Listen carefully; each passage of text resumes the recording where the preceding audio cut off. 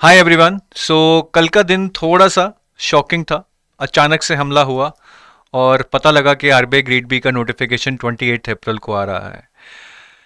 It was already known कि notification जल्दी आएगा, बट कल ही आ जाएगा ऐसा पॉसिबिलिटी नहीं लग रही थी। इट वाज लाइक कि अप्रैल एंड तक शायद टेंडर आएगा।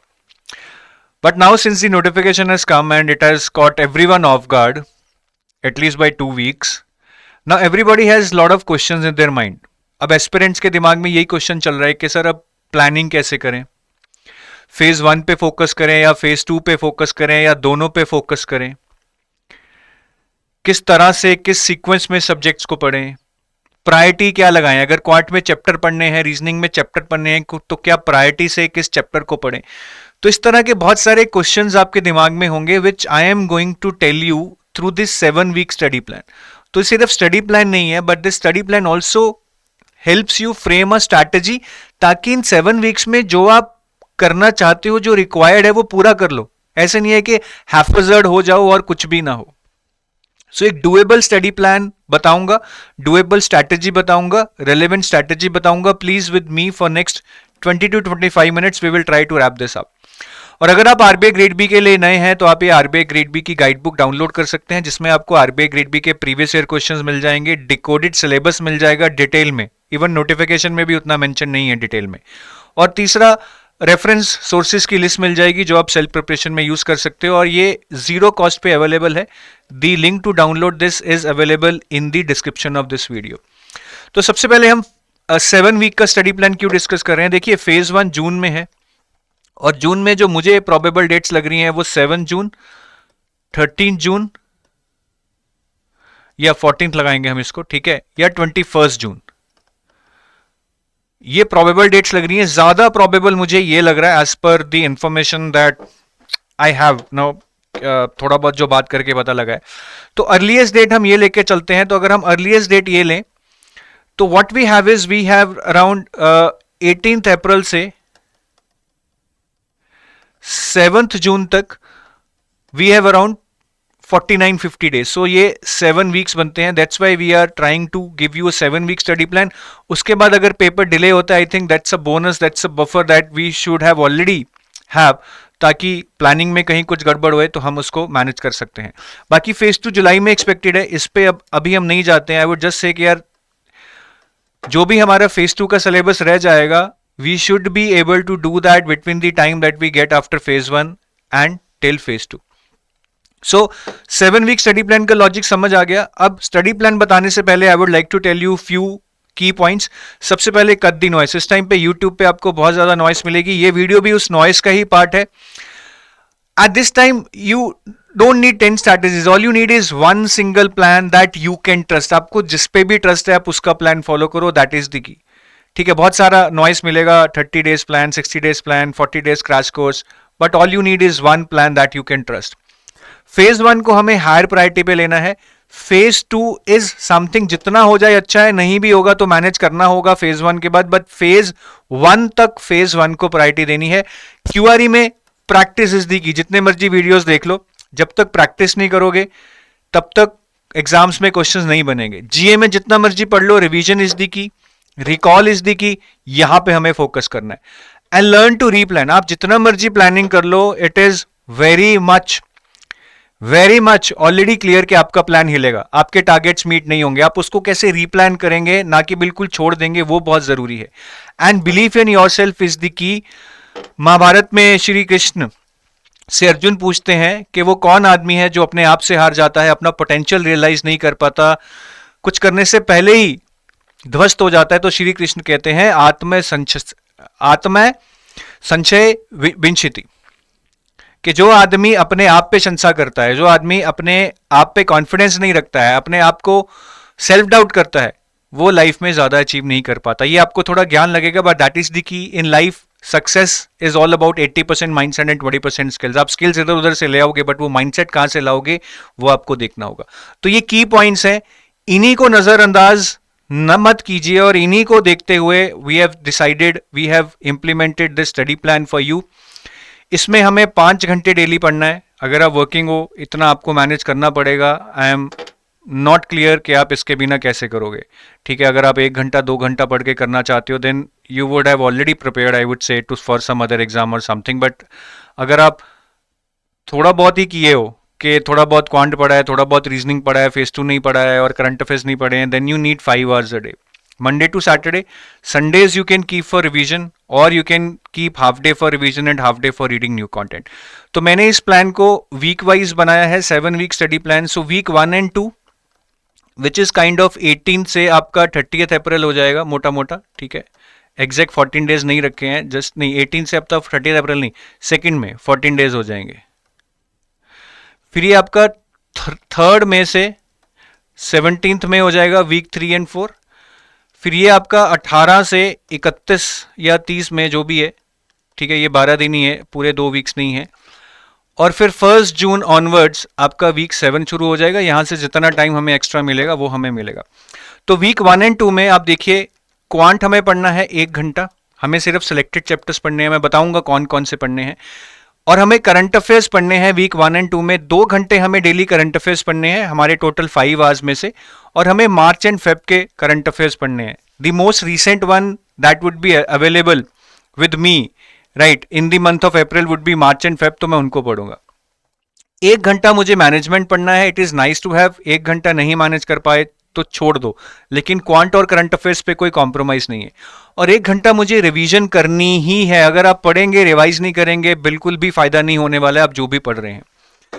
वीक 3 and 4 में हम जैसे यहां पे क्वांट पढ़ रहे थे, अब यहां पे हम रीजनिंग करेंगे 1 घंटा.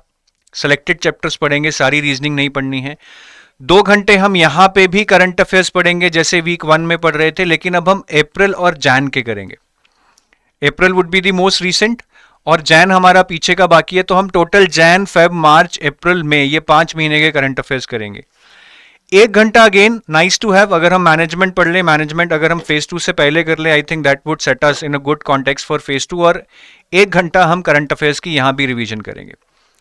फिर वीक 5 and 6 में since my quant and reasoning is almost done, I would do 5 sectional tests which is very very important. I would tell you later why. 1 घंटा मैं लगाऊंगा, ठीक है. ऑल्टरनेट डे में क्वांट का और रीजनिंग का सेक्शनल टेस्ट दे दूंगा. 2 हफ्ते में मैं 5 सेक्शनल टेस्ट इनके दे सकता हूं. 1 घंटा मैं पढ़ूंगा करंट अफेयर जिसमें मैं मई के करंट अफेयर्स करूंगा और 3 घंटे मैं करंट अफेयर्स रिवाइज करूंगा. यहां पे हम 1 घंटा रिवाइज कर रहे थे, एज वी गेट क्लोजर हम रिवीजन का टाइम बढ़ा देंगे विच इज वेरी नेसेसरी. और यहाँ पे आपके 2 वीकेंड्स आएंगे तो मैं टोटल 3 मॉक टेस्ट दूंगा वीकेंड्स पे टाइम निकाल के अच्छे से. वीक 7 ऑनवर्ड्स मुझे मॉक टेस्ट तो देने ही देने हैं, करंट अफेयर्स का 3 घंटे रिवीजन करना है और सारे सेक्शनल टेस्ट और देने हैं मुझे 5 क्वांट और रीजनिंग के दोनों के मिला के. तो ये ओवरऑल स्टडी प्लान है. इसमें आप देखेंगे कि हम ज्यादा फेज 1 पे फोकस कर रहे हैं, मैनेजमेंट ही कर रहे हैं सिर्फ फेज 2 में से. आंसर राइटिंग, ESI, फाइनेंस अभी नहीं कर रहे हैं. That might add anxiety to your plan, but trust me अगर आप ज्यादा तैयारी फेज 1 की नहीं करके बैठे हैं, it's best to focus on phase 1 right now. बाद में थ्रू सम क्रैश कोर्स और something it can be manage. Descriptive writing भी मैनेज कर लोगे तब भी फेज 2 में एक चांस बनेगा, लेकिन फेज 1 में तो ऑब्जेक्टिव पेपर है तो कुछ मतलब बिना तैयारी के हो ही नहीं सकता. सो इस सीक्वेंस में ऐसे वीक वाइज हमें पढ़ना है. Now if I tell you the strategy for each of these subjects in detail. Quant हमें 1 घंटे पढ़ना है. मेरे पास 14 डेज है, ठीक है. 14 डेज है मेरे पास क्वांट करने के लिए 2 वीक्स में. 1 घंटा मुझे डेली पढ़ना है और मुझे सिर्फ सेलेक्टेड चैप्टर्स पढ़ने हैं. तो वो सेलेक्टेड चैप्टर्स मेरे होंगे time and work, time speed and distance, percentages, ratio proportion, then number series very important, quadratic equation very important, profit and loss, interest and data interpretation very important. आपके 8 से 10 question you will get on DI. And आजकल जो DI कुछ percentage और ratios पे भी आ रही है which at times is very easy. तो आप ऐसी DI एग्जाम में जरूर ढूंढें. टारगेट स्कोर हमारा 10 से 12 नंबर रहना चाहिए to be safer, to be on safer side. और अब अगर आप क्वांट की बुक ढूंढ रहे हैं, I would recommend this Arun Sharma's book quantitative aptitude for CAT. अगर आप किसी बुक से प्रिपेयर करना चाहते हैं, सेल्फ प्रिपेयर करना चाहते हैं, बट कोई टेस्ट सीरीज लेके सेक्शनल टेस्ट जरूर दीजिएगा. Because the art of selecting the right set of questions, managing your time and managing your anxiety you would only learn through sectional test. तो ये quant का हो गया, ठीक है. क्वांट में mensuration, probability, all this topics you can leave, don't worry about them. अब हम करंट अफेयर्स पे आते हैं which is the core of our preparation. I would say current affairs हमें फेज 1 में भी हेल्प करेंगे, फेज 2 में भी. इनफैक्ट अगर आप फेज 1 के करंट अफेयर्स अच्छे से कर लें, माय हंचेस के आप फेज 2 की भी ऑलमोस्ट 100 मार्क्स की प्रिपरेशन करके बैठे। तो करंट अफेयर्स हम 14 दिन यहां पढ़ेंगे, 14 दिन यहां पढ़ेंगे, ऑलमोस्ट 14 दिन यहां पढ़ेंगे। So 42 days we are regularly reading current affairs from day 1 to last day I would say. पहले यहां पे 2-2 घंटे पढ़ेंगे, ठीक है, यहां पे सिर्फ 1 घंटा पढ़ेंगे, लेकिन वीक 3 में रिवीजन ज्यादा करेंगे। रिवीजन पे मैं बताऊंगा कैसे करनी है। तो करंट अफेयर्स अब पढ़ने कैसे हैं, ठीक है। एक स्लॉट में, जो ये 14 दिन का स्लॉट है, हम 2 मंथ्स के करंट अफेयर्स करेंगे। फिर इस स्लॉट में हम अप्रैल और जैन के करेंगे। फिर लास्ट स्लॉट में हम 1 ही घंटा पढ़ रहे हैं तो हम सिर्फ मई के करंट अफेयर्स करेंगे। अब करंट अफेयर्स को पढ़ना कैसे है? सबसे पहले करंट अफेयर्स में I think a target score of 35 is decent. अच्छा, इससे आपकी ओवरऑल कट ऑफ मैनेज हो सकती है।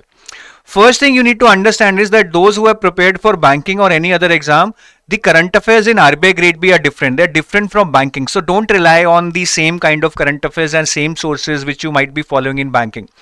अब करंट अफेयर में एरियाज तो डिफाइंड है कि इन एरिया से क्वेश्चंस आएंगे, जैसे स्कीम्स हो गया, रिपोर्ट्स हो गया, RBI notifications, finance current affairs, ESI current affairs, general GA, static GA भी आ रही है। मैं इनके मतलब आपको समझाऊंगा। एरियाज डिफाइंड है, वेटेज डिफाइंड नहीं है। जैसे 2024 में आरबीआई नोटिफिकेशंस 20 मार्क के आए, यहां पे सिर्फ 8 मार्क के रह गए, बहुत बड़ा डाउन ट्रेंड था। स्कीम्स यहां पे 10 मार्क के आए, यहां पे सिर्फ 1 मार्क के आए, बहुत बड़ा डाउन ट्रेंड था। जनरल जीए यहां 15 से 16 मार्क्स की आई, यहां 26 मार्क की आई, बहुत बड़ा अप ट्रेंड था। स्टैटिक जीए यहां 0 मार्क का आया, यहां 8 मार्क का आया, बहुत बड़ा अप ट्रेंड था। सो यू कैन सी के कैसे weightage year by year change होती है, एरियाज सेम रहते हैं। So please do not go by the past year trend के 2025 में अगर स्कीम्स कम आई थी तो मैं छोड़ देता हूं, इस साल अगर 15 नंबर की आ गई तो। जीए ज्यादा आई थी, मैं इसको पढ़ लेता हूं, अगर इस साल ये 10 नंबर की आ गई तो। So don't go by the previous year trends. अगर आप एक सीरियस एस्पिरेंट हो, सारे एरियाज को आप मैनेज कर सकते हो, ऐसी कोई दिक्कत वाली बात नहीं है। अगर आप मंथ्स को फिल्टर कर लो, ज्यादा पढ़ने की कोशिश ना करो कि हम सिर्फ 5 months of current affairs target करेंगे बस। इमीडिएटली प्रोसीडिंग 5 मंथ्स क्या होंगे मेरे? Jain, Feb, March, April, May, ये 5 महीने के करंट अफेयर्स मुझे करने हैं। अगर मेरे पास टाइम कम है तो मैं 3 महीने के कर लूंगा, जो मार्च, अप्रैल और मई बनेंगे। क्या 3 महीने कर I can still be able to get good marks in GA? I have doubts, it's not safe.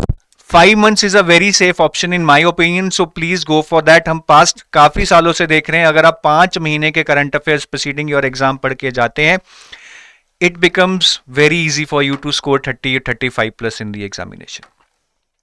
अब इन एरियाज में पढ़ना कैसे है? सबसे पहले मैं अगेन रिमाइंड करा दूं, इस वेटेज को नहीं देखना है, ये 2024 की वेटेज है। जैसे मैं स्कीम्स की बात करूं तो 24 में 10 नंबर की आई थी, 25 में सिर्फ 1 नंबर की आई थी, तो मैं वेटेज को नहीं देखूंगा, लेकिन स्कीम्स पढ़ूंगा। स्कीम्स पढ़नी कौन सी है? ये वाली स्कीम्स। ये वाली स्कीम्स कौन सी हैं? जो मेरे सिलेबस से रिलेटेड है। जैसे अगर मैं बोलूं कि विमेन और गर्ल्स की स्कीम है, बेटी बचाओ बेटी पढ़ाओ या स्वाधार ग्रे, ये क्यों एग्जाम में पूछी जा रही है? Because gender issues is part of my syllabus. अगर मैं पूछूं कि एम्प्लॉयमेंट जनरेशन पे नेशनल अप्रेंटिसशिप ऑफ मनरेगा क्यों पूछी जा रही है? Because employment generation is part of my phase 2 syllabus. तो जितनी भी स्कीम्स आपकी सिलेबस से रिलेटेड हैं वो आपको पढ़नी है, बट सिलेबस से रिलेटेड तो बहुत सारी स्कीम्स होंगी। If I start doing every scheme, it would be very difficult. So first criteria is related to syllabus.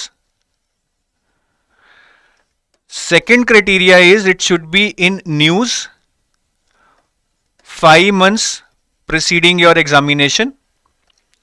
तो वही स्कीम्स पढ़ेंगे जो 5 schemes preceding my examination news पे थी। और न्यूज में भी अगर मैं बोलूं स्पेसिफिकली न्यूज में, अगर वो प्रेस इंफॉर्मेशन ब्यूरो वेबसाइट पे न्यूज में है, it becomes all the more important. तो आपको इन्हीं स्कीम्स पे फोकस करना है, सारी स्कीम्स पढ़ने मत बैठ जाना, नहीं तो एक पॉवर्टी कैटेगरी के अंदर ही आपको 100+ स्कीम मिल जाएंगी। उतना नहीं पढ़ना है, सिर्फ जो एग्जाम से पहले 5 महीने में न्यूज में थी, वो भी PIB पे। रिपोर्ट्स की बात करें तो ये 8 स्पेसिफिक रिपोर्ट्स हैं। Economic survey, union budget, FSR report, RBI का एनुअल रिपोर्ट, आरबीआई का currency and finance report, trends and progress report by RBI, फिर वर्ल्ड बैंक का world development report and IMF का वर्ल्ड इकोनॉमिक आउटलुक। ये 8 specific reports करने हैं। इसके अलावा अदर रिपोर्ट्स जो आपके फेज 2 सिलेबस से रिलेटेड है ना, जैसे जेंडर से रिलेटेड कोई रिपोर्ट आ गई, आप करेंगे बिकॉज जेंडर आपके फेज 2 सिलेबस में है। माइग्रेशन से रिलेटेड कोई रिपोर्ट आ गई, आप करेंगे बिकॉज माइग्रेशन आपके फेज 2 सिलेबस में है। बट इस पॉइंट में जो रिपोर्ट्स आपको पढ़नी है 9th पॉइंट में, वो सिर्फ वही पढ़नी है जो आपके लास्ट 5 मंथ्स में रिलीज हुई हैं, उससे पुरानी नहीं। और वो भी जो इन बड़ी बड़ी ऑर्गेनाइजेशंस ने रिलीज की हैं, जैसे world bank, UN, UNICEF, WTO, Asian development bank, world economic forum, international monetary fund, NITI Aayog, SEBI, RBI, इन ऑर्गेनाइजेशंस की रिपोर्ट्स पे ज्यादा ध्यान देना है। ठीक है, ये रिपोर्ट्स का हो गया। अब आरबीआई नोटिफिकेशंस, आरबीआई वेबसाइट पे वही पास्ट 5 मंथ्स की जो पास्ट 5 मंथ्स में जो अपडेट हुई हैं, रिलीज हुई हैं, इनमें टेक्निकल नॉलेज बहुत ज्यादा होती है, बट हमें फैक्चुअल डिटेल्स पे फोकस करना है। आप क्वेश्चंस देखिए, ये क्वेश्चन आया था 2025 में, an ombudsman can be appointed for maximum period of how many years. Options देखिए, 1 साल, 2 साल, 3 साल, 4 साल, 5 साल, बिल्कुल रट्टा है। What is the minimum limit of bulk deposit for local area banks? 1 crore, 2 crore, 3 crore, 4 crore, 5 crore, बिल्कुल रट्टा है। फैक्चुअल चीजों पे फोकस करना है, ज्यादा टेक्निकल डिटेल्स में मत घुसेगा। फाइनेंस करंट अफेयर्स में तो आरबीआई नोटिफिकेशंस तो एक इस हेड में आ गई। आरबीआई के अलावा सेबी, इरिडाई, पीएफआरडीआई का कोई भी रेगुलेशन हो, उसको हम फाइनेंस करंट अफेयर्स में गिनते हैं, वो आपने पढ़नी है। और फाइनेंस के जो फेज 2 के टॉपिक्स हैं सिलेबस में, like digital banking, financial inclusion, fintech, stock market, so questions related to these topics can be asked in your exam. For example, there was a question on SEBI, right? SEBI का regulation आया था, so this is part of this part here. Then there was a question on fintech, right? So fintech is part of your syllabus here. If you see, like, तो ये digital banking का part है, digital payments का। अगर आप देखेंगे यहाँ पे यूपीआई, तो यहां से ये क्वेश्चन आपको रिलेट करके पूछा गया है। फिर कुछ एग्रीकल्चर रिलेटेड करंट अफेयर्स भी आते हैं, बट इनका वेटेज लो है, so I would request you to skip them. There is no need to get into these kind of current affairs जिनका वेटेज बहुत लो है। ईएसआई में they might ask you some recent GDP projections, repo rate settings और inflation numbers, जो recent होंगे वही हमें करने हैं। बाकी इकोनॉमिक्स और सोशल इश्यूज के जो फेज 2 के टॉपिक्स हैं, जैसे regional economic cooperation, international economic institutions, monetary policy, sustainable development, इनसे रिलेटेड करंट अफेयर्स भी एग्जाम में पूछे जाते हैं। जैसे कि एक कार्बन अकाउंटिंग फाइनेंशियल्स पे क्वेश्चन आया था। Why this has been asked? Because this relates to sustainable development and environment. So again questions mapping to your syllabus are being asked. Then there are miscellaneous current affairs like MOUs, summits, conferences, military exercises, anything which has been done for the first time, important days in news, important person in news, sports, science and tech, awards and honors. ये सारे heads आपको करने हैं. Last year इनका weightage काफी high था, but इस साल कम भी हो सकता है क्योंकि लास्ट ईयर से पहले वो कम ही आता रहा है. देन स्टैटिक जीए में questions can be on dams, rivers, mountains, countries, their sizes and capitals. ठीक है, लास्ट ईयर अगर मैं दिखाऊं, एक क्वेश्चन आया था कंट्रीज के साइज से रिलेटेड, फिर एक क्वेश्चन आया था माउंटेन पीक से रिलेटेड, एक क्वेश्चन आया था CSIR से रिलेटेड. ठीक है, तो इस तरह के कुछ क्वेश्चंस आएंगे, but this is a very vast area. I would request you to limit yourself, ज्यादा रट्टा नहीं लगाना है. और इसका वेटेज भी लास्ट ईयर 8 आया था, बट उससे पहले 0 था. ठीक है, तो इस ईयर ये फिर 0 हो सकता है, यू नेवर नो. तो इस पे भी मुझे लगता है कि इसका वेटेज बढ़ेगा नहीं, कम जरूर हो सकता है. फिर फाइनेंस स्टैटिक की बात करें तो फाइनेंस में जैसे हमारे फेज 2 के सिलेबस में टॉपिक्स हैं derivatives, inflation, bonds, money markets, जो बेसिक टॉपिक्स हैं वहां से क्वेश्चन पूछ सकते हैं. तो ये टॉपिक हमें अच्छे से करने. ठीक है, और अगर मैं क्वेश्चंस दिखाऊं, जैसे एक रिजर्व बैंक ऑफ इंडिया के क्वांटिटेटिव टूल पे आया था, तो बेसिकली ये हमारा इन्फ्लेशन से रिलेटेड पूछा गया था जो फेज 2 का सिलेबस है. एक बेसल नॉर्म से रिलेटेड आया था, ये हमारा रिस्क मैनेजमेंट से पूछा गया था. तो आपके फेज 2 के सिलेबस के जो कॉन्सेप्ट्स हैं, ठीक है, वो भी एग्जाम में पूछे जा सकते हैं. तो अगर आप ट्राई करें कुछ बेसिक्स चैप्टर्स पढ़ने की, तो ये मार्क्स भी आप ग्रैब कर सकते हैं.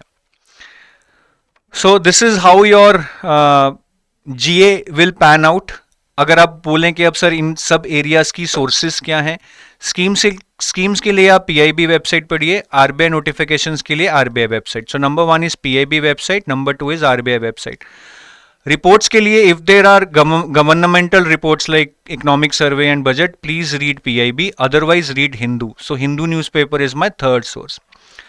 फाइनेंस करंट अफेयर्स के लिए I would study Business Standard, that is my fourth source. तो ये 4 सोर्सेज अगर आप सेल्फ प्रिपरेशन कर रहे हैं कीजिए. अगर आप एडुटैब से पढ़ रहे हैं तो we have already compiled sources. हम एक ऑप्शन आपको दे रहे हैं, ऑल इन वन बूस्टर. ठीक है, ऑल इन वन बूस्टर क्या है कि जितने भी हमारे डिटेल डॉक्यूमेंट्स हैं, जैसे स्कीम स्टेप है, रिपोर्ट स्टेप है, आरबीआई न्यूज स्टेप है, करंट टैब है,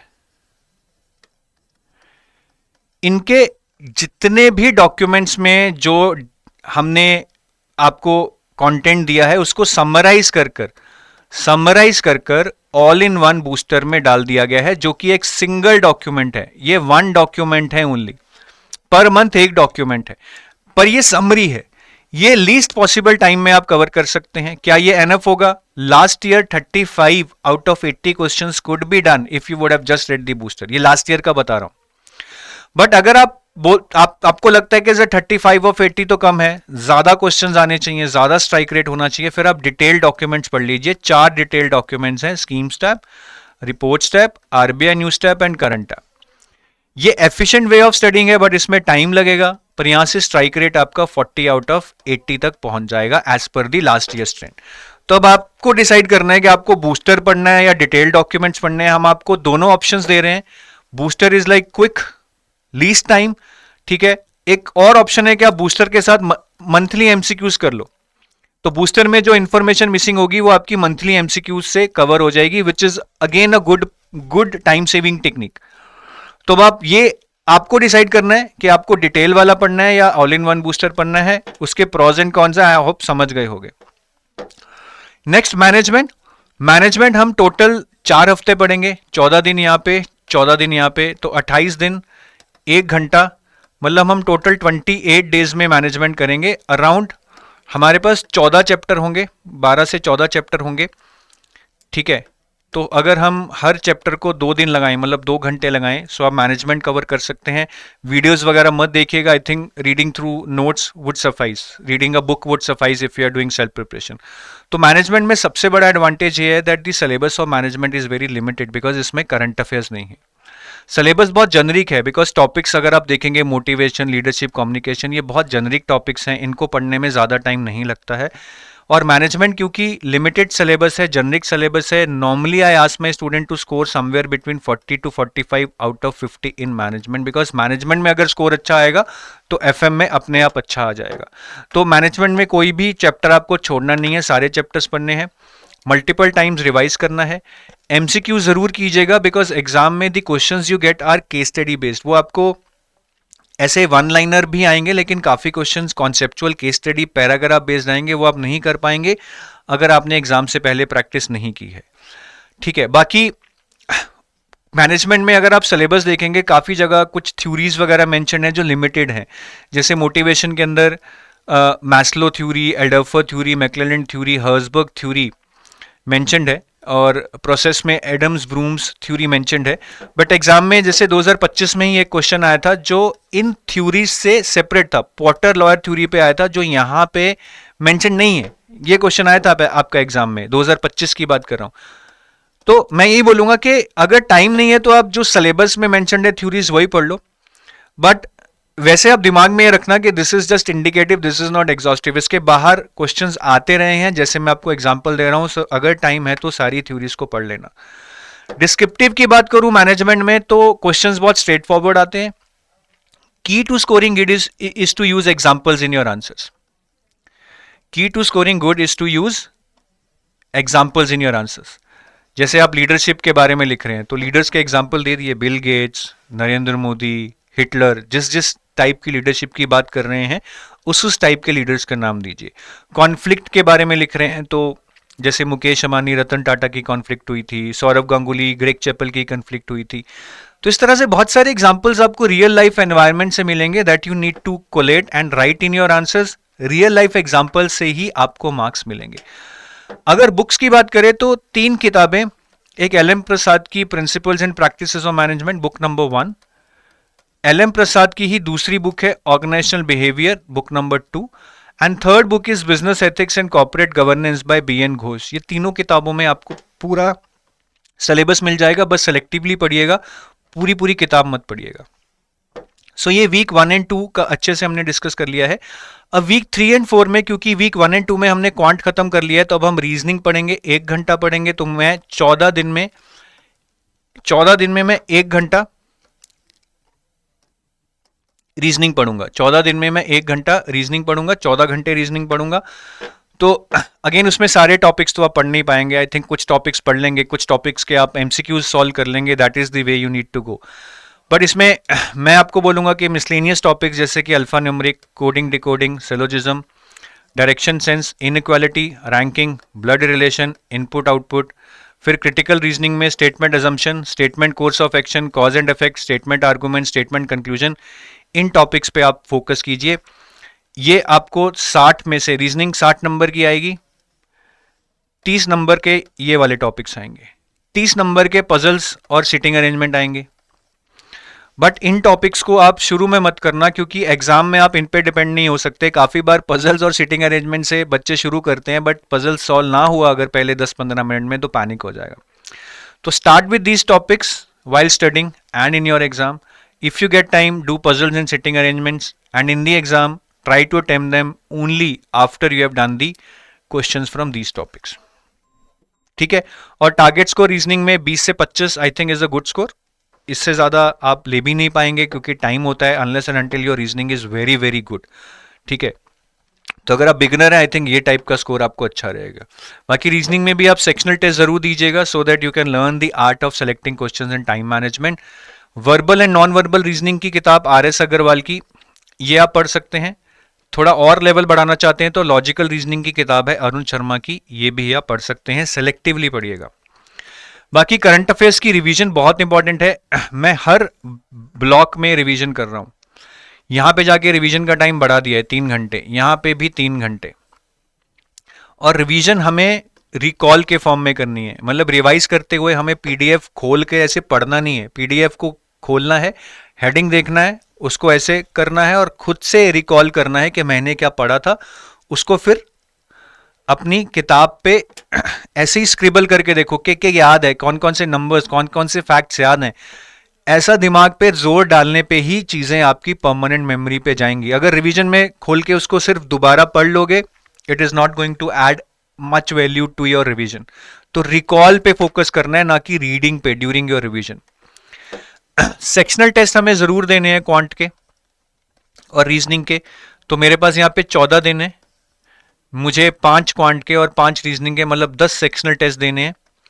तो मैं 1 घंटे में डेली 1 सेक्शनल टेस्ट दे सकता हूं। सेक्शनल टेस्ट के थ्रू आर्ट ऑफ सिलेक्शन सीखना बहुत जरूरी है कि कैसे सही क्वेश्चंस को सेलेक्ट करना है। आर्ट ऑफ लीविंग, कि अगर मैंने गलत क्वेश्चन उठा लिया उसको कितनी देर में मुझे छोड़ देना है। आर्ट ऑफ टाइम मैनेजमेंट, ठीक है, कि बेस्ट यूज टाइम का कैसे करना है, मार्क फॉर रिव्यू करना है, क्वेश्चन फर्स्ट आइट्रेशन में आसान करना है, मुश्किल करना है। ये सारी चीजें आप सेक्शनल टेस्ट के थ्रू सीखेंगे, विच नोबडी कैन टीच यू। उसके बाद करंट अफेयर और रिवीजन के बारे में आपको बता चुका हूं।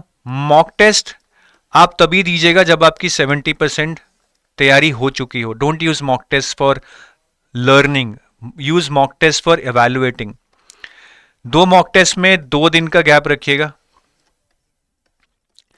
एंड लास्ट इज के एनालाइज योर मॉक टेस्ट, खास करके जो आपकी सिली मिस्टेक्स हैं, क्वेश्चन गलत पढ़ लिया, ऑप्शन पूरे नहीं देखे, या क्वेश्चन आसान था देखा ही नहीं, उन तरह की सिली मिस्टेक्स को, लो हैंगिंग फ्रूट्स को आपने अच्छे से एनालाइज करना है, ये बहुत जरूरी है।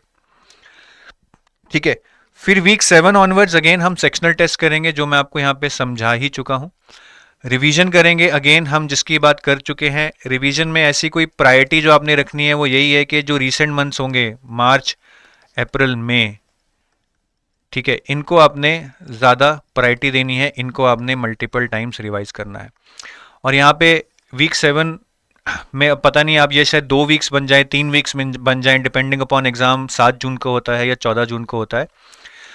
बट जैसे भी है, अगर 14 जून को हुआ तो आप 7 मॉक टेस्ट दे देना, अगर 7 जून को हुआ तो आप 7 नहीं दे पाएंगे शायद, लेकिन फिर 3 मॉक टेस्ट दे देना, उतने भी काफ़ी होंगे। बट अच्छे से एनालाइज ज़रूर कर लेना, this is very very important. बाकी अगर आप कोई